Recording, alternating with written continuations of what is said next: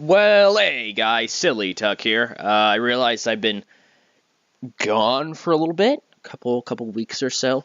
When I said I was just getting over that illness, I was not just getting over that illness. It hit me, and it hit me hard again.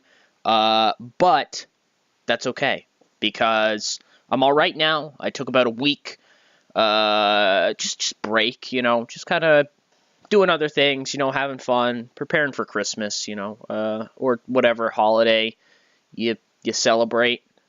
I celebrate Christmas, just for those wondering. I don't know why you'd want to know. Maybe you're making a file about me so you can track me down and murder me. Whatever, you do you. But anyways, this of course is Extreme Championship Wrestling, and this is that didn't clap the way I wanted to. Listen, nope, there. Hardcore TV. We are now in June of 1998. Last month, I think we lost a bit of money. We lost about 4K-ish. Just 3, I think. Yeah, about 3.2K. Despite what that says. I still don't understand what was up here. What is this number? Why is it like all of this? And why doesn't it really, like, exist? I don't really get that. I don't really understand what it is. I don't know. But anyways, yeah, this is Hardcore TV. I booked this thing about Wednesday. So some stuff I might be a little bit rusty, but without further ado, let's go.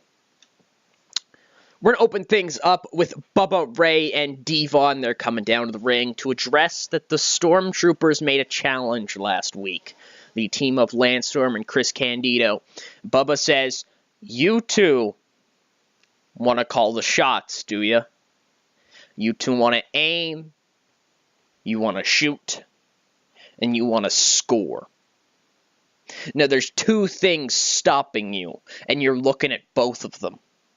These belts were fought for. They were scratched and crawled for. They were ripped from the hands of scum and slime much worse than yourselves.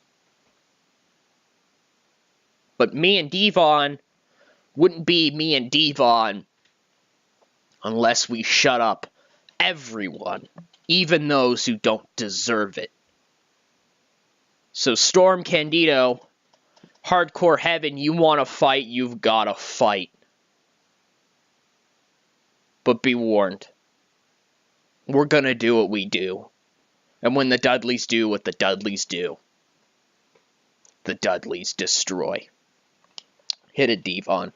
And Devon goes to leave the ring, comes back in the ring, picks up the mic, stares down the camera, and says, "Oh, brother, testify." Drops the mic and walks out. So boom, we have another match confirmed for the Hardcore Heaven pay-per-view. A tag team championship match. Where are we here? Here we are. Oh, missed it again. Yeah, so I was about to say the Bubba Boys. Jesus Christ, what the fuck is wrong with me? I've been out of it for a little while.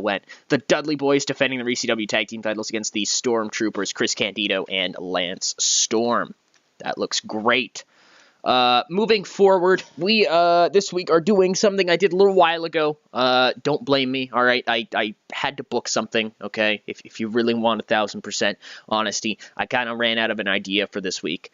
So I went with Pick Your Opponent's Poison. Hooray! Because I feel like that's really underused, and I think it makes a lot of sense. It makes matches for both guys, takes up time, gets other people involved. It works really well. So anyways, this week we're going to do Steve Regal and Tommy Dreamer, with Steve Regal's match being up next. And Steve Regal is going to take on the #1 contender for the ECW Television Championship, Spike Dudley. And sadly, Spike isn't able to pick up the victory. Dreamer putting a lot of faith in Spike, going out there, taking on Steve Regal. Spike fights his heart out. He always does. He always gives 1,010%, flies high, hits hard. But Regal is a mastermind. He's a master villain, if you will. He's able to slowly pick away on Spike. Is finally able to hit him with that big exploder suplex, which if I'm not wrong, is the Regalplex. I could be wrong, though. But overall, a really good match to kick off the show. I'm very proud of both of these guys. As long as we keep getting Spike over and keep stuff going with them, it's awesome, because I want him to become a part of the show. Which he has now, as he's facing Taz here at Hardcore Heaven in just 2 weeks, 1 week, depending on how you want to say it. All right, after one show after this. One show after this. Yeah, one show after this one. So there will be Hardcore TV, then Hardcore Heaven, if that makes sense. There it is, if you wanted confirmation. So yeah, who will Tommy Dreamer's opponent be? Will Regal, or I guess Steve Regal, I don't know if I said Will earlier. Steve Regal grabs the mic and he says, Dreamer, you want to throw your buddies at me, do you? You want to play favorites? Well, a new era doesn't play favorites. We play to those who are willing to work, those who are willing to compete. And I know someone who is one hell of a competitor, and matter of fact, he's got a little bit of a interaction with your buddy Spike. Tommy Dreamer, in the main event tonight, you're going to take on the ECW Television Champion, the Human Suplex Machine, the Taz Maniac, Taz. I wish you the best of luck, Dreamer, because you're going to need it. Little Guido is backstage, and he says, now listen here, Stallion, I know last week things didn't really go how you wanted. You know, I kind of threw you into the fire, all right? I had you face off against Taz, and we all know how much of a monster Taz is, but that's okay, all right? Because tonight, I got you a little bit more game competition. I got you maybe an even playing field. I got you Mikey Whipwreck, all right? So, Stallion, can you get it done tonight? Can you beat Mikey Whipwreck and prove that you are the newest member of the FBI, the full-blooded Italians? Can you prove to me that you are worthy? And the Stallion looks at Guido and he says, oh, of course I can do it. Let's go get him. Let's go get him. Yeah! And he, charges out there, and Guido's like, he better. And a 52D+, yeah, he does not. Whipwreck beats him in about 2 minutes, 40 seconds. He goes a little bit longer than usual, but he hurts his back, which is fun. He gets a back injury. Whipwreck beats him with a whippersnapper. New picture for Mikey. I don't know if that was shown last week, but he looks a little bit cooler now. But yeah, overall, Whipwreck picks up the victory. The Italian Stallion loses again. Again, I saw Gabe. Thank you. Okay, what? Mikey Whipwreck got heat. Nobody gives a fuck about the Stallion. So backstage, Shane Douglas has got his title and he's with the Triple Threat. I don't think we have enough women on this show. Flaws of when I don't book things cohesively. I should have shoehorned Dawn Marie and... no, just Dawn Marie in this angle, I guess. Because I'm going to hit us a little bit. But whatever, fine. Whatever, I don't care. Anyways, Sabu is seen back. Like, he's walking behind him. And Storm points over Douglas's shoulder, and Douglas looks and he sees Sabu. And this is Douglas's chance to strike. He creeps up behind Sabu. And he's got his belt in hand. Or excuse me, not his belt. I don't know what the hell I'm talking about. He doesn't have a title anymore. God, I am so out of it. Jerry Lynn's world champion. Tucker, come on. Anyways, he's got like a pipe with him or something like that, and he's ready to hit Sabu. And he turns to the corner and he hits Sabu, and Sabu goes down. And he keeps whacking away on Sabu, beating him down. You know, Douglas yells at him, that's what you get, that's what you get. And he spins Sabu over and goes to hit him straight in the face, and it's not Sabu. It's just some other guy. Douglas is like, oh, fuck, that's not good. Sorry, that's awkward. Huh. Weird. Douglas is kind of like looking around. looking at the dude, and all of a sudden from a door behind him, the actual Sabu bursts from it, like leaps at him, knees him in the face. Douglas gets busted open. He's got a cut just above his eye. It starts pouring down, and Sabu darts out of there. And Douglas chases him, pipe in hand, and they run around the arena, finally get to the parking area, and they square off, and like Sabu, ducks under one of the like swings with the pipe from Douglas, and he smashes a window, Douglas does, and he pulls the pipe out, and he goes to crown him, directly hit him over the top of the head. Douglas does, but Sabu once again ducks, and Douglas smashes like the trunk of a car, and he tosses the pipe aside as it's bent now, and he charges Sabu, fists ready to go. Sabu once again dodges, and just leaps like on top of a car, and Douglas follows him, and the two of them start trading blows on top of the car. And Sabu starts to gain an upper hand. He starts hammering away on Douglas. That cut's getting really bad. He hits Douglas with just a right hand, like a really straight, powerful one. Douglas isn't even trying to guard anymore. He's just out of it. Bam, hits him, and Douglas like spins around, drops to one knee, tries to get his senses to him, and Sabu turns and darts out of there, and he just like runs into the forest, and Shane Douglas is like, what the fuck? Where is he going? Where is he going? He's just running into the forest in the middle of New York. Yeah. You're going to have to work with me on that one, okay? I'm talking to you. Yes, you. Yes, you. All right, you're going to have to work with me on that, okay? There's a forest in New York. It's our magical TEW forest. He runs into Central Park. How about that? That works. Backstage, we cut to another area backstage. We literally follow one cameraman back inside the arena, and we see Jerry Lynn preparing with his title. Whatever, and he's looking over his title, cleaning it a little bit, maybe cleaning his boots. And all of a sudden, Bam Bam bumps into him. Bam Bam says, "No, Jerry, I've got a lot of respect for you." Jerry looks up at Bigelow, and he says, "I respect you, too." Bam Bam says, "I know you do. But I'm not here to exchange pleasantries. I'm here to tell you flat out, come hardcore heaven, I'm going to take that belt from you. And I'm sorry it has to be this way. I'm sorry that you have to be the one to get in the way of me and that championship.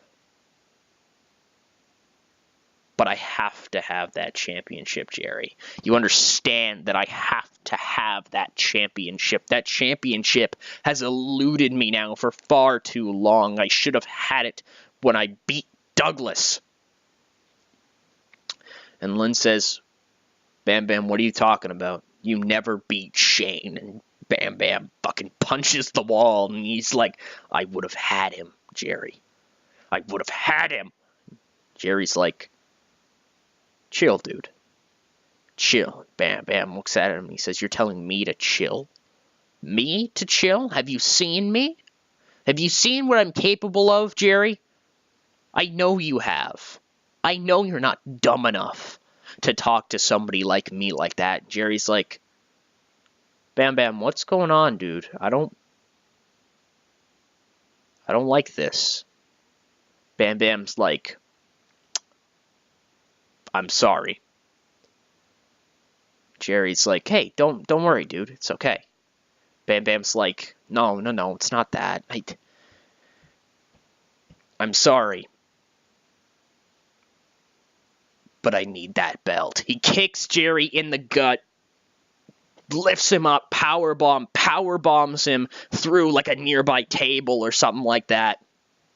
Bam Bam grabs the belt, looks at it, looks at Jerry, and just this face of Bam Bam. He's like, "Oh, fuck, what the hell did I just do?" But he looks at the belt again, and he tosses the belt down onto Lynn.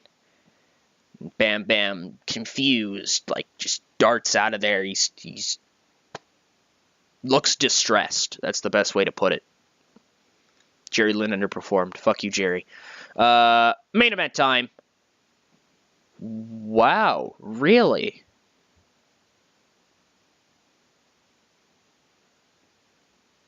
Wait, what?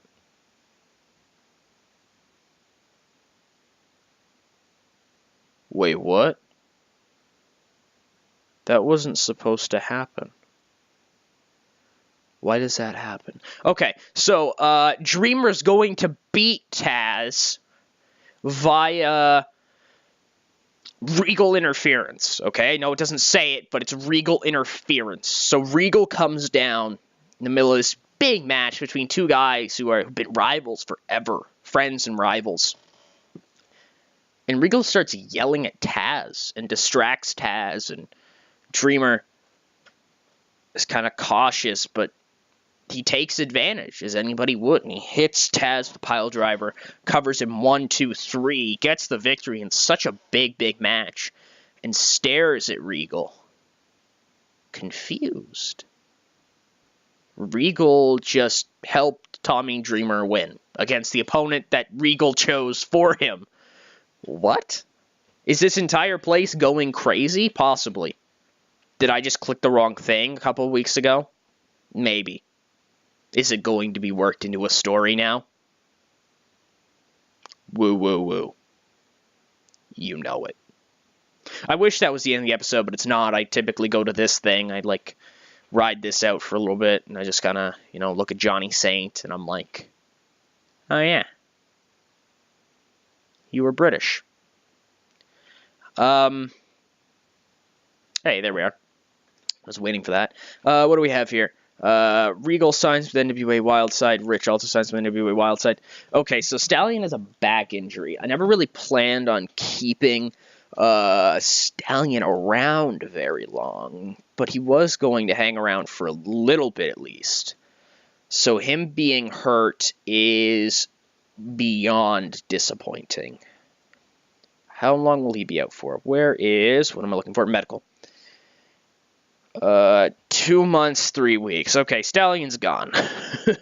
I hate to do that, but Stallion's gone anyways. It kind of makes sense for the story. But yeah, Stallion's gone.